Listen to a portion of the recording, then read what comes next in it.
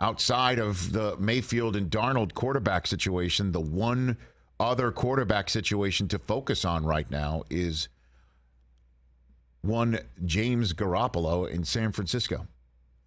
Did you see they're allowing him to just come and go as he pleases at training camp? Hey, you got a spot here. Parking spot still works. Your key card still works.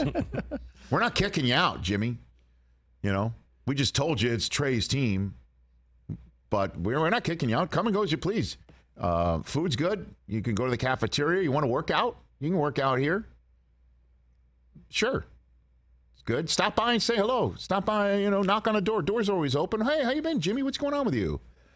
I think that's cool. I know. Yeah, but it's another situation you don't see very much. A quarterback that you've already been told who took you to a Super Bowl a few years ago and almost took you to a Super Bowl last year. Like, hey, we're done here.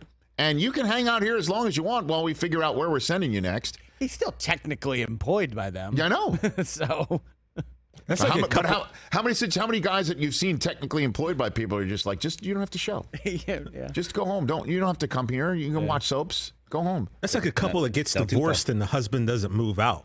It's War of the Roses. Yeah, it's like is Jimmy G Michael Douglas now, or like that's mad uncomfortable, wouldn't you think?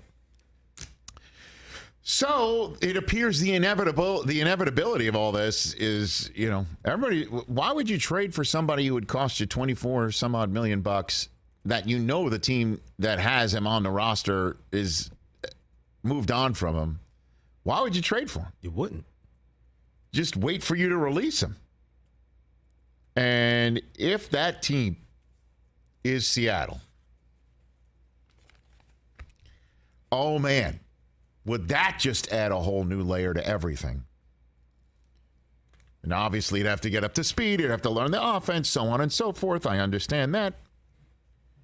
But the Seahawks would become, on the spot, that much more of a viable team in this league, in this division. On the spot. How amazing would it be? I mean, is it possible? I don't know. He'd have to. He's apparently gonna be healthy enough to go. Seattle hosting Denver. What if it's Jimmy Garoppolo versus Russ Wilson all over again? I'm much more interested in that Aren't you? game. How about this one? If you got the Seattle schedule, throw this up here. Thank you. Here we go. You're more interested in that season opener on Monday Night Football, right? 1,000%. What Buck and Aikman sound like, even though we've heard them for 20 years coming out of a Disney microphone? Respect to Drew Lock and Geno Smith. How about at San Francisco? What do you think about that one, week 2? More interested in that one? You get my drift? Yes. You get my drift? How about how about that game in Germany? Brady versus Garoppolo in Germany. Guten Morgen. How about that? Yo, that's kind of cool. You know who you get to do the ceremonial coin toss is Matt Castle. No, Brian Hoyer. Who am I kidding? Brian Hoyer. It would be Brian Hoyer. Brian Hoyer bobblehead day in Germany. I figured it'd be Boris Becker. Come I on. see what you're saying. Those games against the Rams, look out, please. Especially since Geno Smith is the only Tier 5 quarterback, according to the Athletics group of 50. Why'd we have to do Geno like that? I don't know. You couldn't just put him at the tail end of Tier 4? They told all evaluators. You know what I mean? Here, I have it written down here. Or put someone else in 5 so he isn't just by himself? Just not by himself. You know what I mean? Like, somebody. Brian Hoyer. Could be Hoyer. Just anybody. Who was the last person in Tier 4? Do you remember? I think it might have been Drew Lock. Tier 4 is unproven player or a vet who ideally would not start all 17 games. Put them So you both got together? that? Hoskins is probably furiously looking for it. Sorry, Mike. Sorry, but throw this Omaha at you. Tier 4 are those, yeah, and then Tier 5 is best suited as a backup. Here's Tier 4 for the Athletic. Yep, it's Drew Lock. It's number 34. Oh, gosh. Trubisky's 33. Wasn't the live tweeting of practice at Latrobe? He had his first 2 throws were incomplete passes. And then a fan yelled, My goodness. And "Time for Pickett." Is that right? Yeah. Oh, my God. So Drew Lock is 34 out of the 35 quarterbacks that were asked to be evaluated and tiered by all 50 experts. Drew Lock was 34. And poor Gino, the sole lone individual areas in Tier 5, number 35, right there. That's messed up. Which is why everybody's sitting, all eyes peeled on James G. All eyes peeled on. What's the name of that movie where George Clooney was at the airport? What was that? He lived in the airport. Was he up in the air? Up in the air. Yeah. He was always traveling. Yeah. That's him. Yeah. He's up in the air. Right? He's living in the airport.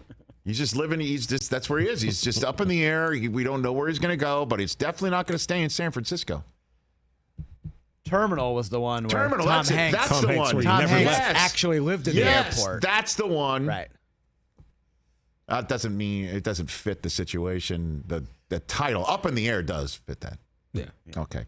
At any rate, all eyes on James Garoppolo, and that's going to play out over the next 2. What plays out first? Garoppolo gets cut, or Sue L. Robinson decides to actually issue a ruling on what the Browns quarterback situation is. Well, you could start bench cut it all. Put Lamar in there. Does Lamar get a new deal? Do we hear about Deshaun Watson, or does Jimmy get a new team? Which happens first? Yeah, start bench cut those. Which happens first? I will start the Watson ruling. We're going to have to get that sometime soon. Right. I will start that. I will bench Garoppolo getting cut, and I'll cut Lamar's contract because he Is that could going to just go into the season? Why wouldn't it be? I mean, the guy would just be fine with that. I mean, if he's just like rolling with life and just rolling out of the pocket and not caring about his long-term future being secure that's and just not being the Lamar, case, right? There's got to be something deeper. Though. It's not like he's just lollygagging. But I don't know. I'm not saying he's lollygagging. I know, but I mean, there's got to be some. That we don't know. It's not like he's just like, hey, fine, I'll go play. I don't know. I don't think there's anybody like him. Like week 1 Sunday morning, he signs. Could be. Sure. If I was him, I'm not playing a single game this year without a new deal.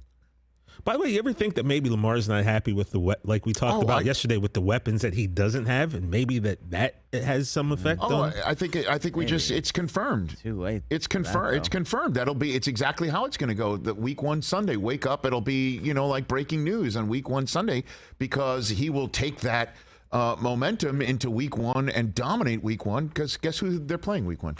Dolphins. Jets. No, the Jets. Yeah. Happens. There you go. It's done. It's done.